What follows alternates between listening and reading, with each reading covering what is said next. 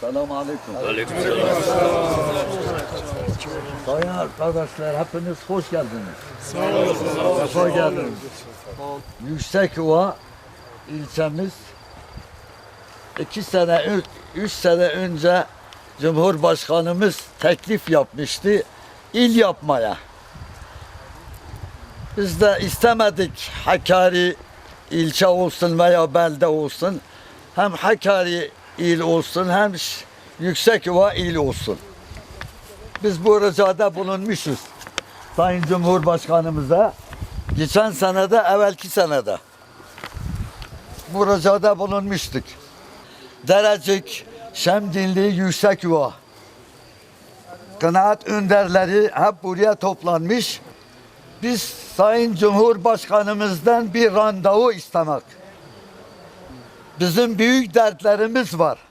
Bizim bir ricamız bu Yüksekova, Şemdinli, Derecik ve bazı köylerin kanaat önderleri toplamış buraya. Biz Sayın Cumhurbaşkanımızdan rica isteyelim. Yüksekova'yı il yapsın. Şimdi efendim ben Avukat Naim Geylan, eski Hakkari milletvekiliyim. Şu anda avukatlık yapmıyorum tabii. Ben özellikle Yüksekova'nın il olması konusunda bunun üzerine durmak istiyorum. Şimdi Yüksekova'nın nüfusu 130 bin civarında. Yani nüfus bakımından herhangi bir eksiğimiz yok. Gelişmeye son derece müsait bir yer, geniş bir yer. Ondan sonra eğer il olduğu takdirde Şemdinli, Derecik kendisine bağlanacak. Ulaşım bakımından, iletişim bakımından çok büyük avantajları var. Öbür taraftan Esendere'de bizim sınır kapımız var. Yani eğer Yüksekova il olursa şu anda da gelişmiş ama bundan sonra çok daha fazla gelişmiş olacaktır. Bu bakımdan bu heyet, buradaki kanaat önderleri özellikle Yüksekova'nın il olması için burada toplanmış ve Sayın Cumhurbaşkanı'ndan bir randevu talep etmektedirler. Bunu söyledikten sonra ben Hakkari'nin zaten kendi müktesep hakları, yani il olmasının devam etmesini talep ediyoruz. Hakkari 1926'da il olmuş. 1933'te bir ara Van'a bağlanmış fakat 1936'da tekrar Hakkari kendi başına il olmuş. Ben özellikle hayatımın çoğu Hakkari'de geçmiş. Ben ortaokul ve liseyi Hakkari'de okudum. Üniversiteyi bitirdikten sonra tekrar gelip orada serbest avukatlık yaptım. Orada siyasete başladım. Orada çok önemli dostlarım var, çok iyi arkadaşlarım var. Çok nezih bir toplum. Hakkari'nin il olması kaydıyla Yüksekova'nın da il olmasını talep ediyoruz. Hani eğer Yüksekova il olursa Hakkari'ye bağlanacak başka ilçe yok gibi bir itiraz olabilir. Fakat daha önce Beytüşşebap, Uludere bize bağlıydı, Hakkari'ye bağlıydı. Eğer Hakkari il olarak kalırsa bu ilçelerimizin tekrar bize bağlanması mümkün. Yani ayrıca mesela burada 2 tane ilçe kalıyor. Başka beldelerimiz var. Bu beldeler de il olabilir. Biz bunun için toplandık ve bu dileğimizi özellikle Sayın Cumhurbaşkanı'na iletmek için randevu talep ediyoruz. Adım Hikmet Kaya, mali müşavirim Yüksekova'da. Şu anda Şemdinli'de bürom mevcut. Yıllardır hem siyasetle hem ticaretle uğraşıyoruz. Peki bugünkü toplantınızın amacı nedir? Bugünkü toplantımızın amacı öncelikle Hakkı Bey'e teşekkür ediyoruz.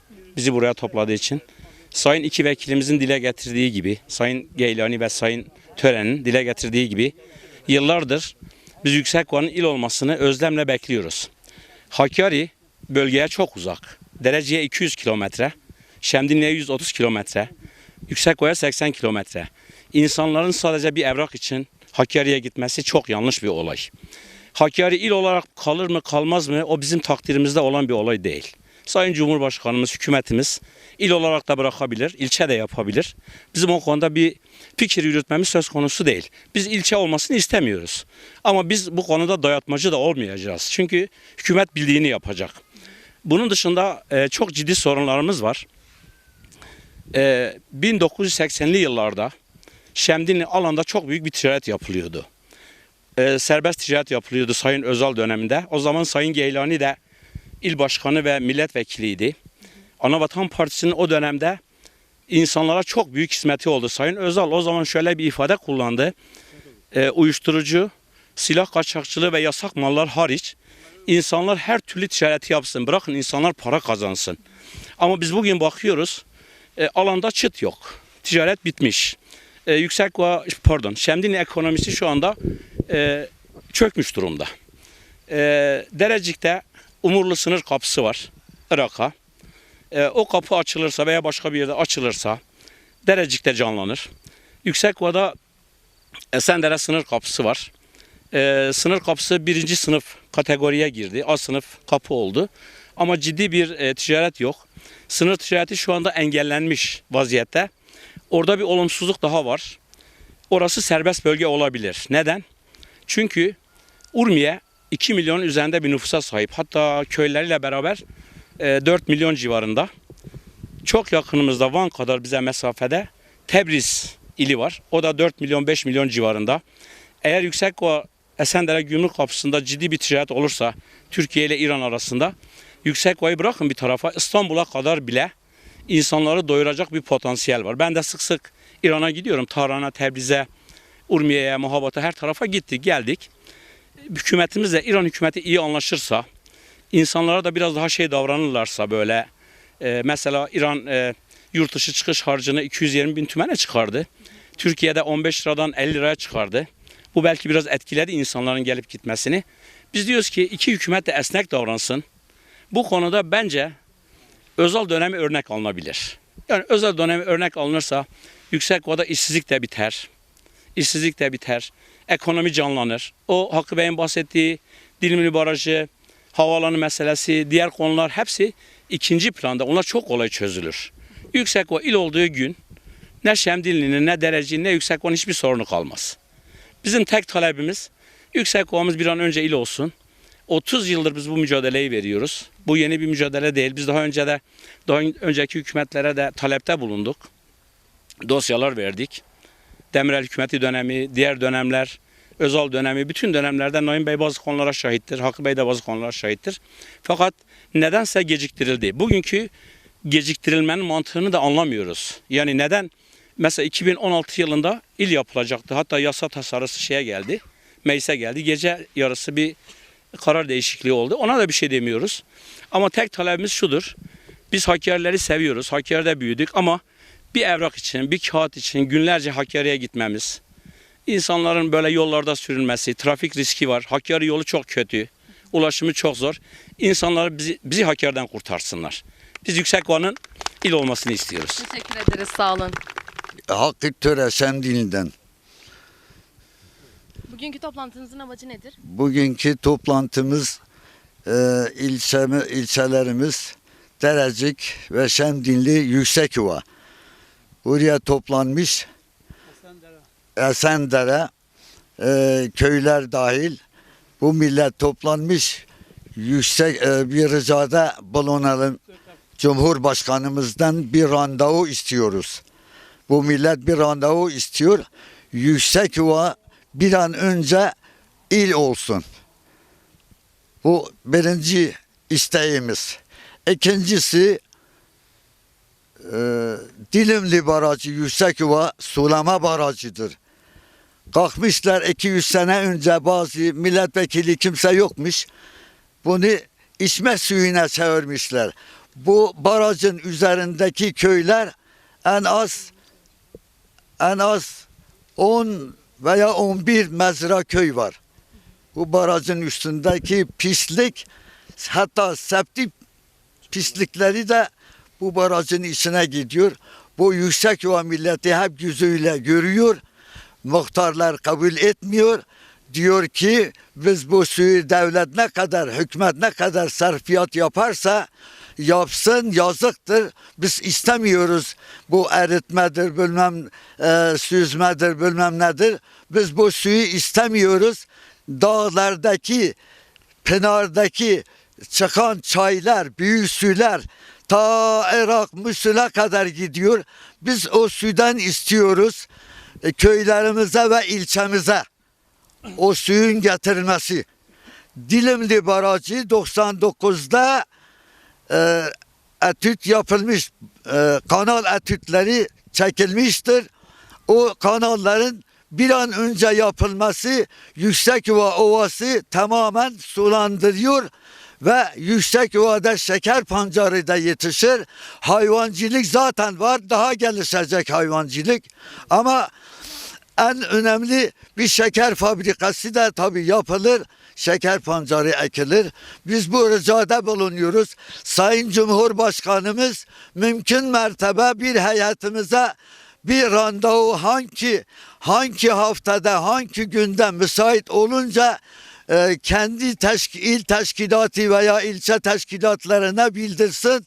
Bir randevu bize bir randevu tanısın. Bir zamanı ne kadar sıkıysa biz biliyoruz şimdi çok sıkıdır Sayın Cumhurbaşkanımız ama biz demiyoruz illa bu hafta. Bir hafta sonra olsun, 20 gün sonra olsun, 10 gün sonra olsun.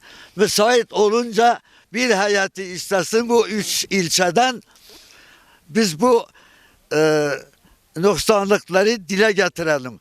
Hem Şemdinli hem Derecik yeni ilçe olmuş. Bunların kusurları çoktur, noksanlıkları çoktur. Yolların yapılması, içme suyların yapılması, sulama suyların yapılması bunlar önemlidir. Sizi tanıyabilir miyiz? Ben Mehmet Emin Üzer, Şemdinli Kayalar Köy Muhtarıyım. 1949 doğumluyum. Hala da muhtarlığım var.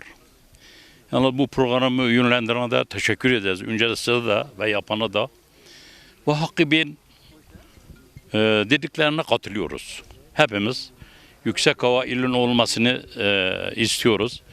Çünkü biz Şemdinli daha doğrusu biraz geri kalmışız. İcra köşesindeyiz. İran'ın sınırından icra köşesindeyiz. Ondan dolayı Hakkari Yüksekova il olmasını istiyoruz. Bugünkü toplantınızın amacı nedir peki? Bugün toplantımız işte amacımız buydu. Bugün Yüksekova'nın ilin olması lazım. Efendime söyleyeyim. Şemdinli en icra köşesindeyiz. Hiç olmazsa Yüksekova ilçe olursa, il olursa biz de faydalanırız. Hakkari bizden uzaktır. Biz Hakkari yine il olmasına devam ediyoruz. İstiyoruz. Hakkari böyle yalnız Şemdinli Yüksekova'nın il olmasını memnun oluruz. Yüksekova esnaflarından Rıfat Uzunay. Bugünkü toplantınızın amacı neydi? Bugünkü toplantımızın amacı yani organizeyi yapan Hakkı Tören'in evinde toplandık. Sağ olsun kendisine de teşekkür ediyoruz. 150 kişilik bir toplantı yapmış. Ona göre masraf yapmış. Ondan dolayı kendilerine teşekkür ediyoruz. Bugünkü toplantının amacı bana göre Yüksekova sorunlarını dile getirmemiz lazım. Yüksekova sorunlarının en başında da Sayın Cumhurbaşkanımızın Yüksekova için söz verdiği şeyler vardı. Biz bu Yüksekova'nın vilayet olması için tekrar Cumhurbaşkanımızdan bir randevu talep etmek istiyoruz. Eğer kabul ederlerse çok sorunlarımız var ama bizim en başta vilayet sorunumuz gündemdedir. Kendileri de söz vermişlerdi Yüksekova'nın mutlaka vilayet olması için. Ama neden gecikti, neden ertelendi o onların bileceği iştir tabii. Ondan sonra yalnız biz esnaflar değil, Yüksekova halkının %90'ı 95'i Yüksekova'nın vilayet olmasını istiyor. Bunun yanında Derecik ilçesi, Şemdinli ilçesi, Hakkari kendilerine uzak olduğu için 4 saatlik bir zaman içerisinde gelip dönemiyorlar. Ondan dolayı Şemdinli ilçesi de Derecik ilçesi de Yüksekova'nın vilayet olmasını istiyorlar ki bürokratik sorunlarını bu şekil halletsinler. Ondan sonra Yüksekova'nın Dilimli Barajı sorunu var. Fakat Önemini sorabilir miyim size? Ya Dilimli Barajı'nın önemi. Dilimli Barajı'nın benim bildiğim kadarıyla daha önce sulama barajıydı. Fakat sonradan içme suyuna çevirmişler. Onu da sayın milletvekillerim veyahut bu yerel yöneticiler, belediyemiz kendi aralarında bir rapor tanzim etsinler. Hem Yüksekova'nın eksiklerini, hem Dereceğin eksiklerini, hem Şemdinli'nin eksiklerini bu şekil gündeme getirsinler. Cumhurbaşkanına aktarsınlar yani.